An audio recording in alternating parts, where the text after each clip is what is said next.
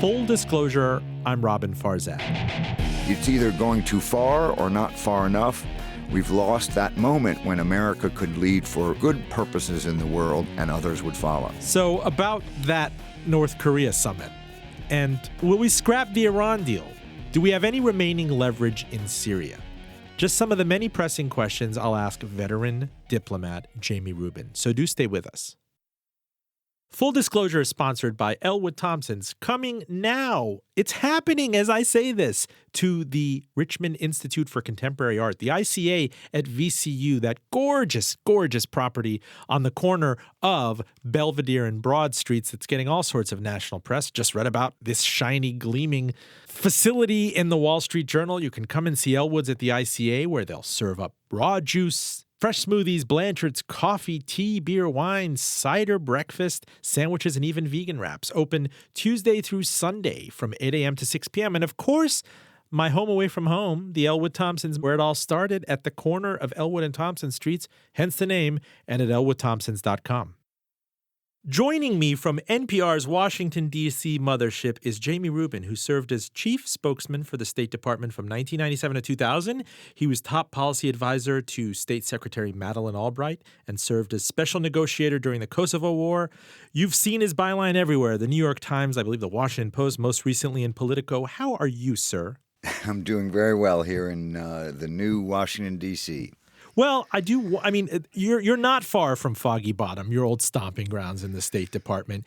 And to your recollection, from everything you're hearing from career diplomats, from people inside and outside the system, has it ever been this diminished? I think in my memory, clearly Rex Tillerson was fired several weeks ago. This idea that Mike Pompeo can switch seamlessly from the CIA to the State Department is increasingly, I think he has the votes on the Hill to get it. But I keep hearing from people across foreign policy writ large that we've never kind of marginalized the State Department as much as we have in 2018. Well, I think that's a fair statement as of right now. The lack of appointees in all the crucial positions. You know, the way the State Department works, there are 50 to 100 issues around the world. And even if a Trump White House can stay on top of 2 or 3, there are another 50 and 60 that need to be dealt with. And the Foreign Service can't really speak to all these other issues because there are no Trump appointees at the Africa Bureau, at all the, the regional bureaus, which are the heart and soul of the State Department. So ambassadors and representatives of the United States around the world are sort of left reading press conferences to try to get a sense of what the current administration's policies are. And that's pretty demoralizing for people who believe that, they signed up and worked all those years to try to advance America's interest when they're reduced to repeating what the press secretary says. Well, we've always heard from the outside there's been just this natural competition between, say, defense and state and the CIA for the president's ear. And in this case, I'm trying to think about that in the backdrop of everything that's about to happen with the North Korea summit, something as unprecedented. I mean, imagine telling yourself this just a few years ago, Donald Trump meeting, the Master Kim in somewhere halfway between here and Pyongyang, whatever it is. The situation with the Iran deal and a lot of fear and loathing about that. Obviously, Syria, where the previous State Secretary John Kerry crafted what we thought was a foolproof deal to take chemical weapons out of the country. There's a lot going on right now for it to be on some sort of figure it out autopilot. Well, yes, and I think it goes deeper than that.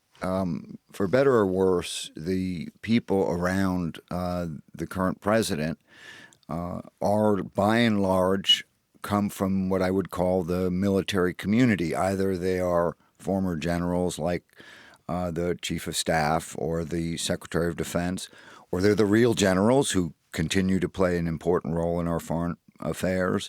Even Mike Pompeo was a West Point graduate who was in the military and then switched over to Congress. So you don't really have a civilian, a diplomatic, kind of a grand notion of what America's role in the world should be, but rather you have what I would call a narrow view.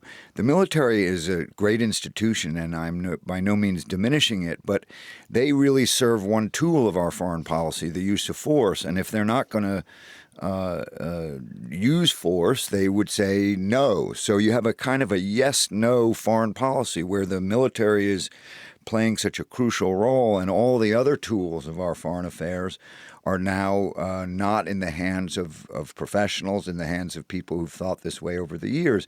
And as you point out, we're about to have the ultimate diplomatic event of our lifetimes, the President of the United States meeting, Kim Jong-un, the leader of a hermit kingdom, as we used to call it, who's never really been outside his country except, I guess, in school.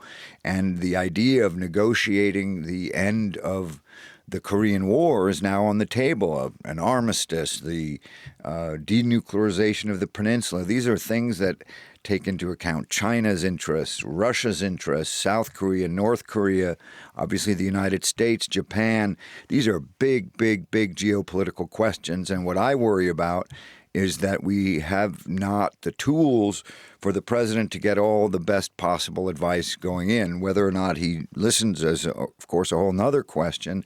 And one of the reasons the State Department is so marginalized is because, let's face it, this president tries to make these decisions by himself. He's said publicly he doesn't need any advisors. He can do it all by himself. And that tends to marginalize the hundreds and hundreds of people who spent their lives studying the various regions to try to be able, in a crisis, in an important moment, to give the president the benefit of that wisdom. Crawl me back to the first 100 days of the Trump administration for a minute. And this is a bit of postscript on, Rex Tillerson, who was ousted from the State Department last month. What were you thinking when he was appointed to be the country's chief diplomat? I mean, I understand on the one hand, here you have an oil man, a very reputable Texan. When he was appointed in 2006, Exxon itself was almost, its own nation in terms of economy. The world's sixth largest company by revenue. He knew the various heads of state, the counterparties in OPEC. He could be a decent proxy for a top diplomat, even though he didn't have true foreign service training. I mean, Exxon, as you gather, is like a country unto itself. Why do you think that appointment happened, and why would a person like this accept that role when there was nothing but risk ultimately to his reputation? There didn't seem to be much upside. Well, I can't speak for Mr. Tillerson personally, but I do understand precisely what you're saying. He had a skill set that is not incompatible with that of being Secretary of State. He understood the world as a CEO of a world oil company that had negotiated deals in every continent on the planet. But he lacked a couple of crucial things, and one was he wasn't used to oversight. When you're working for Exxon and you have such a successful company, yes, you might have a board of directors, you might have the annual general meeting, but essentially you are an executive in the true sense of the word. You're doing exactly what you think is right, and unless something goes terribly wrong, nobody is looking over your shoulder. However, in Washington, even under a normal administration, a Secretary of State in the modern era faces a multiplicity of power centers. There's the media, there's the Congress, there's the permanent bureaucracy, and then there's the White House, obviously, the Pentagon, all these different constituencies playing into it. And what I don't think Tillerson counted on, and I don't think anyone could have fully predicted, is the extent to which President Trump, who, let's face it, has never operated in the international arena in any serious way other than going to these kind of marketing shows around the world, decided that he knew best on matters such as North Korea. And his inconsistency is obvious. He was criticizing Rex Tillerson for thinking that one could negotiate with North Korea, and now he's going to have the ultimate negotiation with North Korea.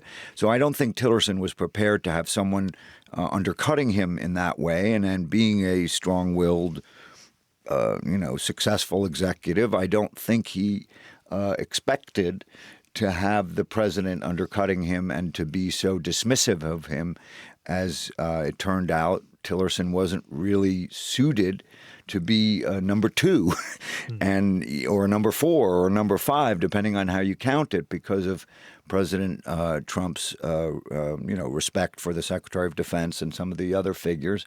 Tillerson was way down on the totem pole, and I don't think he had a clue of how to operate in that environment when you had these other constituencies, the media, the press, the academics, and the critics that he was not used to at Exxon. In terms of some of the things around the globe that keep us up at night, Jamie, top of mind really is Syria. And I keep thinking back to the red line of 2013 and the Obama administration and Secretary of State John Kerry stepping away from that. Or maybe in hindsight, 2020 historical hindsight, they say we blinked. We didn't kind of vindicate and validate and stand by our own red line, as evidenced by the fact that there's very compelling evidence that Assad has used chemical weapons again on his people, both last year, and he faced a military strike, and again this year. Is that now kind of looked at as a failure of diplomacy, as a failure of the State Department? Well, I think at its core, it was a failure of the president at the time. I mean, let's face it, the president set out this idea that chemical weapons was going to be, the red line was the term of art, but was going to be the one thing that would generate an American response. And I think the big failure came when his advisors had all recommended that he follow through on that threat. And then he took a walk around the White House with one of his aides, and that aide didn't do his job. The job of a chief of staff at that moment is to tell the president, I know you don't want to do this, but there are the following 6, 7, 8, 9, 10 consequences for the United States and our government and you personally if you don't follow through with this. And by every account that I've heard of that crucial walk, the discussion wasn't about the potential negative consequences of not following through on this. And you got to remember, this was before the Russians even entered Syria. I believe that one of the ironies today is that Donald Trump is pursuing President Obama's policy, but just pursuing it a little more seriously. His policy was, number 1, don't use chemical weapons. Number 2, I want to destroy ISIS, and otherwise Syria is going to unfold without my involvement, the U.S. involvement. And the Trump administration, in the case of ISIS, has sent in ground troops that President Obama wasn't willing to, combat troops. And in the case of chemical weapons, has twice now used force when President Obama wasn't. But the policy is exactly the same. Stay out of it except for these 2 things, ISIS and chemical weapons. And just to let me finish for a second, Robin, I don't think we realize, and President Obama will ever really appreciate or admit, the cross-the-board comprehensive consequences when the world expects the United States, which is the backer of all these treaties and the ally of last resort for all these countries, and whose word is taken seriously despite all that we've been through over the last 20 years. When we walk away from that, the cascade effect has been dramatic. And I just use the most simple example. Had President Obama, in my opinion, done what President Trump did, namely launch 59 cruise missiles, I don't believe Russia would have ever entered Syria. Ever, because they would have regarded it as some place that the United States cared about. And with Russia not in Syria, the world would have unfolded very differently on the ground in Syria. And frankly, I don't think Bashar Assad would be in the position that he is in today. And the world wouldn't face a Syria that is going to be run by Russia and Iran. But here's a question. And that's dangerous. Were we kind of very quietly and secretly worried about a Syria that wasn't going to be run by an enemy you do know? Like a strong man. Now in 2020 hindsight, maybe a lot of people would have preferred an Iraq under Saddam Hussein because, the sewage systems operated, the buses ran on time, there wasn't chaos, there wasn't this huge vacuum of infighting and a country torn into 3 and 50 parts. Were we so shell-shocked by the experience, not just in Iraq, but also Libya, which seemed to have been easy pickings, right? You don't let Gaddafi massacre his own people, and it turns out what filled that vacuum when they killed Gaddafi was worse, potentially, than what Gaddafi was. Well, I know this argument. I heard it a lot primarily, I'm sorry to say, from President Trump through the campaign when I was working with Hillary Clinton. And it applied to Libya, as you say. It applied to Iraq. It applied to Syria. It was the idea that these dictators, as bad as they are, at least create stability. And they create a sort of a devil situation, and that is better than the alternative of chaos and extreme violence and war. And on the surface, that argument sounds fine, but in each case, it's slightly different. And I think people have to remember that the United States doesn't decide when a country goes through a civil war. The people of Syria decided to rise up and risk their life and their families' lives by the hundreds of thousands because they wanted to confront the leader they were living with. We didn't do that. That was the Arab Spring that did that.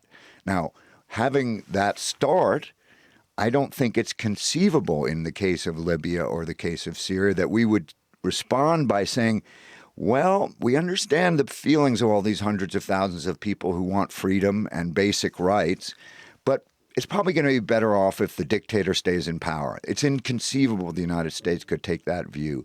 And frankly, although I know it's conventional wisdom today, I don't believe that Libya is worse off today than it would have been had Gaddafi been allowed to slaughter the people as he promised to do so. We don't know what would have happened. It's always easy to say everything would have been fine but for the Western intervention.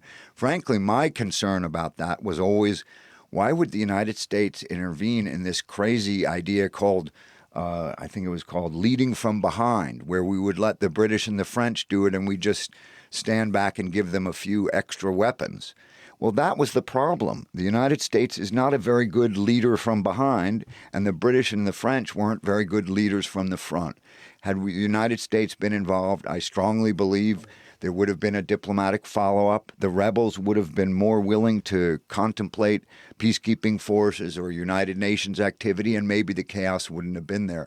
But with the United States taking this backseat role, Britain and France led us down this path that I understand people are regarding as chaos. I would, however, suggest that if you ask the Libyans, who are the ultimate arbiters of what is right or not right for their country, there's still very few of them who would prefer to have Gaddafi running the country. Full disclosure, I'm Robin Farzad. We are talking to Jamie Rubin. He was Assistant Secretary of State for Public Affairs under President Clinton, the second term, in 97 to 2000. You mentioned Iran, which always seems to be the 20-ton elephant in the room in this conversation, and currently kind of the nexus of balance of power rejiggering in the Middle East.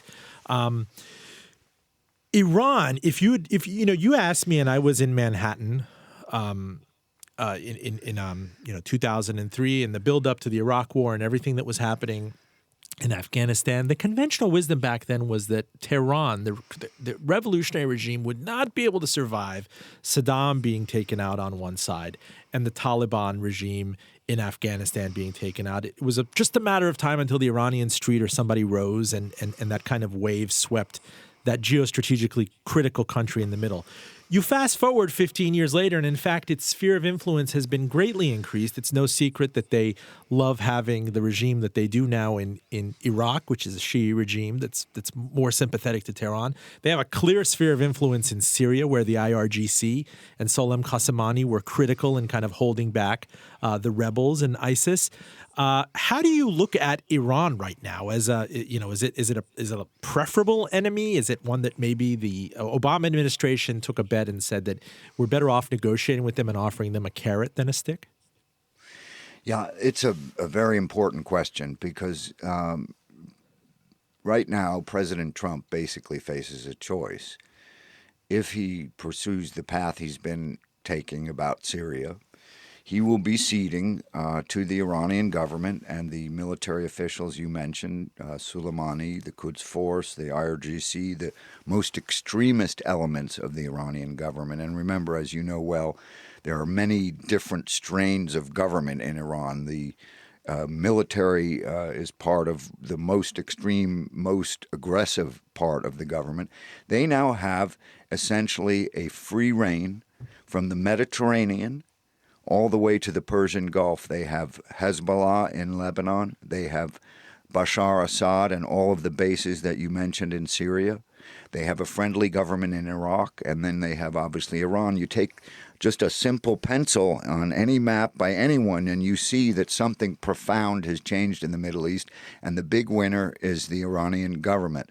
Now, that government has gone through ups and downs since the period you mentioned back in the early 2000s. At that time, allegedly, they were prepared to negotiate some form of détente with the United States, and that was not pursued by the Bush administration. They got axis of evil consideration. That's right. And frankly, that was a time when President Bush thought the United States was so ascendant and so powerful and able to, have governments rise and fall at our will and whim.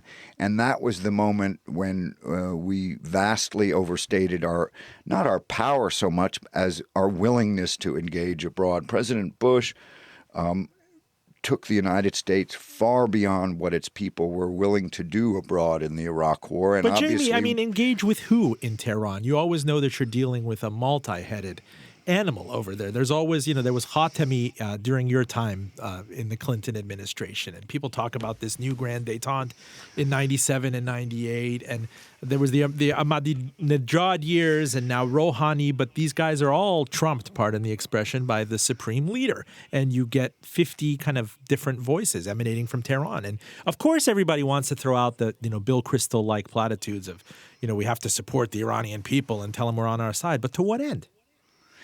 Well, that question had several parts to it, so let me unpack it a little bit. Which is as confusing as Iran has several parts to it. That's right.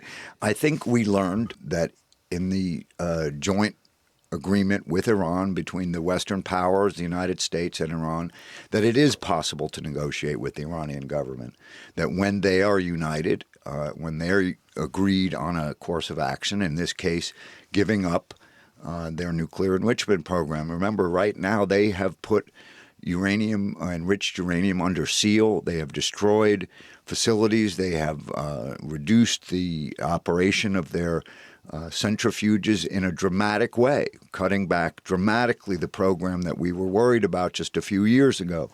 And that has been the subject of a negotiation and an agreement. So you can negotiate with them when they are united. The question always is, to what extent is the government of Iran united on a policy? And I think on the nuclear agreement, the trade of essentially sanctions relief for reduction in the enrichment of nuclear materials, we were able to strike such a deal. Whether we can on other subjects, we'll find out someday.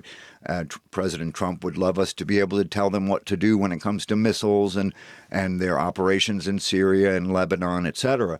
And we haven't had that negotiation. But again, I think you can negotiate with them. I don't believe that the people of Iran and, those who know the country on the ground better than I may have a different view. I don't believe the people of Iran are yet ready in large enough numbers to put their lives at risk, because unfortunately the government has many tens of thousands of people who are prepared to shoot their own fellow Iranians.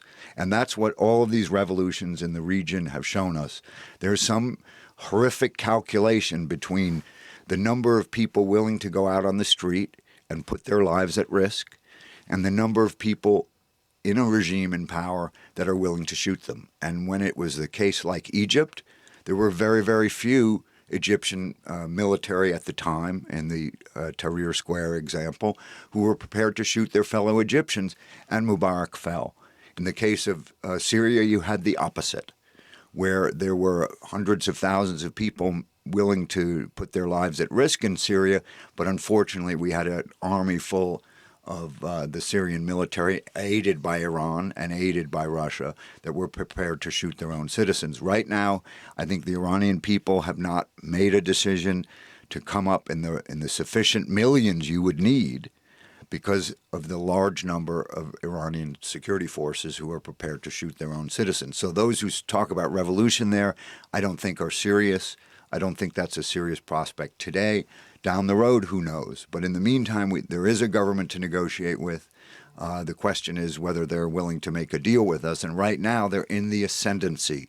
And President Trump has not confronted the fact that his Syria policy today, by staying away from the question of what happens to Syria, is giving Iran basically a gigantic land bridge from the Persian Gulf all the way to the Mediterranean, Talk to me about the Saudis' fear and loathing toward that. You've seen various interviews. There was a big Jeff Goldberg interview with the leader of Saudi Arabia in saying, comparing, I think, the supreme leader or the leadership to Hitler. There seems to be a desire to build some sort of Sunni firewall to that land bridge. I don't know if I'm mixing metaphors here, but certainly something feels like it has changed, especially since the snapback kind of coup in Egypt, where Israel and Egypt and Saudi Arabia and the United States seem to be more on the same page, especially vis-a-vis Iran, than they have in decades. I think that's true. That's absolutely true. Remember, the first person who raised this, he was called, I think it was the King of Jordan, talked about the arc of Shia power across the Middle East, and people thought he was overstating the case. And there is that problem. Jordan, Egypt, the United States, Israel, Saudi Arabia, the other Gulf states are unified in their concern about Iranian aggression. And I think we have to be clear, it is aggression. They are seeking to control and influence fellow Shiite, but in other countries. They are seeking to control and influence Iraq through the Shiite government. They're obviously seeking to influence Bashar Assad in Syria. Now, you've pointed to the reaction to that. I think that both leaders in Saudi Arabia and in Iran tend to exaggerate the significance of the other in much the same way it's beginning to sound like Israelis and Palestinians and Indians and Pakistanis and Armenians and Azerbaijanis. Every problem in the region is the fault of the other guy's leaders. Well, part of the problem... Nigerians and Ghanaians, too. Nigerians and Ghanaians, if you want to keep going. Rwanda, Tutsis and Hutus. And I think the Saudi leadership tends to exaggerate the extent to which it's Iran's actions that are causing the problem, when the truth is that it was Russia, it was the United States staying out of Syria, it was Saudi's unwillingness to put forces on the ground in support of the rebels on the ground. The Saudis talk a great game about the dangers in their part of the world, but the only place they've ever seemed to really put it to use was in driving tanks into the Bahrain streets to protect the king there, and in sending troops, not even troops, air power into Yemen. I think it's really up to the Saudi government to show that it's going to do more than just use false analogies like comparing somebody to Hitler. There was one Adolf Hitler. He killed 6 million Jews and many, many million other people. And it's not useful in today's world to use phony analogies like that. It's not serious historically. But more importantly, Saudi Arabia has rarely been willing to put its citizens' military at risk. Where are the Saudi troops? They talk about it a lot. There's always some rumor the Saudis are prepared to send forces somewhere. But frankly, the only forces I'm aware of, those were sent into Bahrain and obviously some air power in Yemen. So when Saudi Arabia is prepared to do more to confront Iran in places like Syria, then maybe the United States can respond. I do think President Trump has a decision to make. I think he has to decide whether his current policy, which essentially leaves the future of that part of the Middle East to Iran, is going to continue. Because if he does, he's giving the regime he says he's most worried about a land bridge from one end of the Middle East to the other because of its influence in Syria. Does he punt on the Iran deal, or does he nix it? I mean, especially with potentially Pompeo coming in as state secretary? Well, I certainly hope he keeps the agreement. It would be foolish in the extreme to give up something where we're getting so many advantages of taking off the table, at least for now, and for many years to come, the prospect of an Iranian nuclear weapon. Imagine if Iran now had nuclear weapons and it had this power in Syria, in Iraq, in Lebanon, and in Iran itself, across the Middle East with nuclear weapons.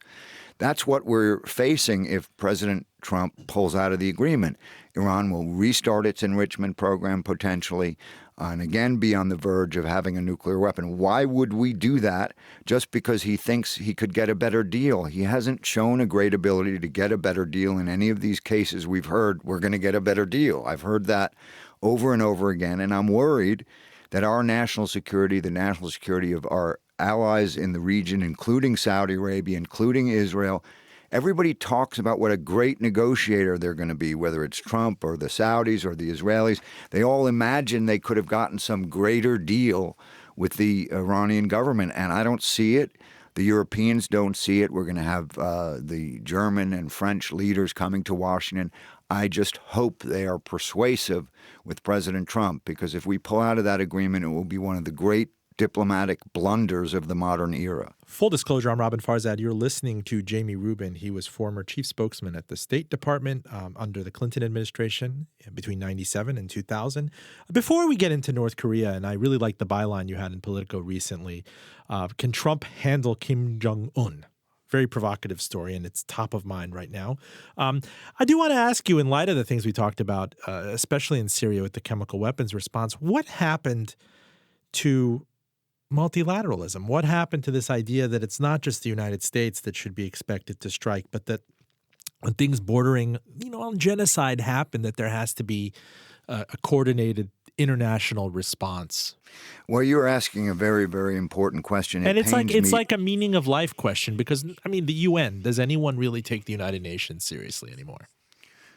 Well, not as long as Russia has a veto, and that's really the problem. Remember, even back in the late 90s, when we did something like Kosovo, I felt we had the support of the world. We had legitimacy because so many countries in NATO and around the world supported what the United States and NATO countries did to confront Milosevic and prevent the murder of hundreds of thousands of Albanians in Kosovo. The Russians were going to veto the resolution, so we didn't put it in there, and that limited the ability of the military action to be fully legal in some international legal sense. That's the problem with the United Nations Security Council. We have on the council the Russian government that today is willing to ally itself with those who are undermining our world rather than promoting and protecting our world. So where do we stand? It pains me to no end that the kind of leadership America showed in the late 90s when I know it sounds self-serving, but I think it's objectively true, when the United States could lead and others would follow, and we would take action, but we would have a lot of allies to help us do it.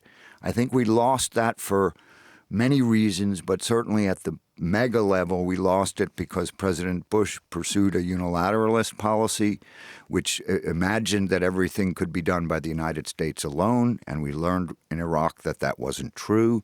And then, frankly, not in the same way, we learned during the Obama era that the United States shrinked from its responsibilities and came up with cockamamie notions like, leading from behind or staying out of it, declaring that Syria is somebody else's problem. We can't do everything, but when the United States doesn't lead, we've seen the damage that occurs in places like Syria. I don't believe that it would have been this bad had President Obama in the early years done a defined and limited intervention by the United States. I believe Turkey would have supported it. I believe many of our European allies would have supported it. Obviously, countries like Saudi Arabia and the others would have supported it, would have had a multilateral component, but President Obama wasn't interested. So it's either going too far or not far enough. We've lost that moment when America could lead for good purposes in the world and others would follow. You're very close to Hillary Clinton. Does she regret not being more forceful with that when she was state secretary extraordinaire in the Obama administration?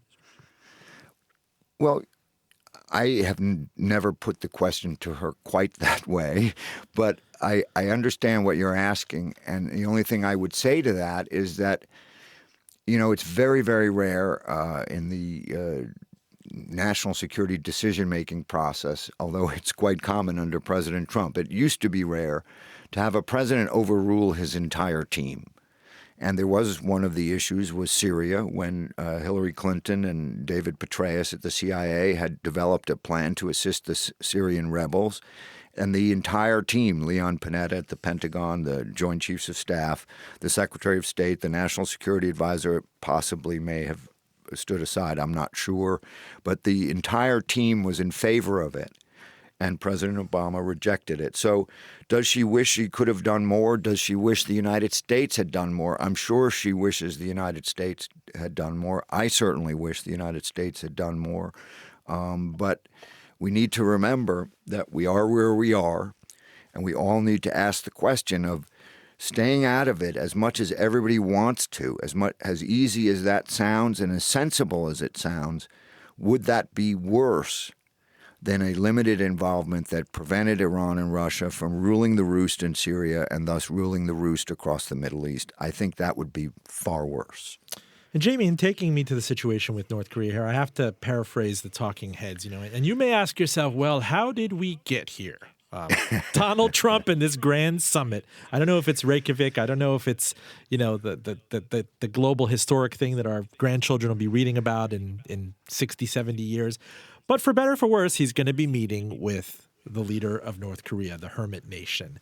You did write about this for Politico recently. You're wondering if we know what we're getting into. Yes, it is bold to go in with not so many strings attached, but what is the kind of the tradecraft here? Look, I don't think anybody, including President Trump and including President Kim, knows what's going to happen. This is a real head-scratcher in terms of being able to predict the result. I think there are two big issues from an American perspective that we need to be ready for. One, and that's the question of China and China and North Korea being on the same side in discouraging America's military role in the region. We've heard that Mr. Kim is not going to insist that America pull out of South Korea in exchange for denuclearization, and that's encouraging. But I have a feeling he is going to push for some change in the American military alliance with South Korea, which is very important to us. And oddly, on the question of our alliance with South Korea, China switches sides, and this is where it gets complicated. China is our ally on denuclearizing North Korea, but it's our adversary on the question of America's role in the region. They want us to have as small a role as possible. So to be able to be successful at a summit like this, you have to understand the complexities of China's dual role. Similarly, President Trump is going to have to get used to the idea that incentives are important too. He's been very good at disincentives, sanctions, trade wars, the use of military power. He seems to have a comfort level with using those tools. But there's another tool, and those are called carrots, incentives. The one time we had any progress with North Korea was in the 90s for a period of time. They had put their plutonium program under ice, literally under seal of the International Atomic Energy Agency for many, many years. And they did so in exchange for direct assistance, both actual fuel oil and the prospect of a new nuclear reactor that didn't pose a risk of proliferation. Those are incentives. That is aid. That is assistance. That is economic support. And I don't believe that we will get any result that we will all support here in the United States in terms of denuclearization unless the United States and South Korea, possibly with Chinese support, come up with a package that gives the North Koreans something. And it's worth a lot to us to eliminate the risk of a nuclear North Korea forevermore. A country, remember, that not just threatens its neighbors and the world, but has shown a ruthless willingness to sell its most dangerous weapons to the most dangerous people. I don't want to see the day when a North Korean nuclear weapon is sold to someone who would actually use it in the Western world. And we face that risk, let alone the risk of North Korea's intercontinental ballistic missile with nuclear weapons on it. Those are the big risks. And we need to be realistic and hard-nosed and ask ourselves really hard questions. Isn't it worth carrots in addition to sticks? Isn't it worth incentives, assistance to that country if we can really and genuinely and verifiably eliminate those risks? Were you surprised to hear that Mike Pompeo, and kind of this interregnum between leaving the CIA and ostensibly getting the nod to run the State Department, went to North Korea and met with the leader? I mean, certainly I wouldn't have predicted it, but when you think about it, it seems quite sensible. The CIA has a channel with the North Korean intelligence service, and that dialogue between the United States and Pyongyang has always been quite tricky. We used to have what was called the New York Channel, which was the North Korean ambassador to the United Nations, but getting messages straight to the top is always a question with North Korea. So we knew, knowing that the CIA has that channel, that's part of the package. But the most important reason that it makes sense is because, for better or for worse, President Trump trusts Mike Pompeo to do his business for him. And he's, I know senators in the Foreign Relations Committee, Democratic senators, are concerned that he won't stand up to the president at crucial times. And I have a similar concern, but we have to acknowledge that President Trump trusts him, and that is the most important thing for a chief diplomat in our world, whether he's called the Secretary of State or whether he's called the CIA director, so that when you're meeting with a foreign adversary, that you're actually speaking for the president, and Pompeo does. You know, I wish I could kind of talk to you for 3 hours. There's so many things going on in the world right now. We only have you for so long, and in the few minutes I have left, specifically on North Korea, I always try to ask people this question, and I get so many different answers. Otto Warmbier, the UVA student who was released back in the United States after he was held in North Korea, was found to be injured and died. Even assuming some modicum of rationality, why would the North Koreans allow that to happen? Why would they potentially bludgeon a person, make him so ill that he's returned, all but dead to the United States? I don't understand how that happens kind of in a year or two before these countries get together and potentially sign something massive. Well, I guess the simple answer is I'm not sure, but if I were to speculate, this is a brutal regime. I mean, let's remember that there are genuine gulags in North Korea with hundreds of thousands of people, families who have been sent off to brutal conditions of minimal housing, minimal shelter, yeah, but he's held Americans and Westerners. I'm getting there. I'm getting there. This is a brutal regime. The brutality goes from top to bottom. When you're a brutal regime, sometimes you can make mistakes of brutality even when you're intending not to. So who knows what guard did what to him? Who knows how this would have happened in a system? But when they make mistakes in North Korea, they make mistakes on the side of brutality, and that's because it's a brutal regime. So I'm sure that the person who did that may have gotten in a lot of trouble because it doesn't serve North Korea's interest. I understand that, but not everything is intentional. It's possible that this was a mistake. Did you accompany Madeleine Albright there? I didn't. I had left the government by then. And I just wonder, looking at South Korea's economic success over the past 30, 40 years, it's one of the stories that's not told as much. It's kind of somebody goes from being a frontier country, an obscure economy, to being an emerging market that had all of its hiccups in the 90s and whatnot. And today is a world-class economy. You talk about brands like, LG and Hyundai and the American military presence there. And I think it's the 7th or 8th largest economy on the planet.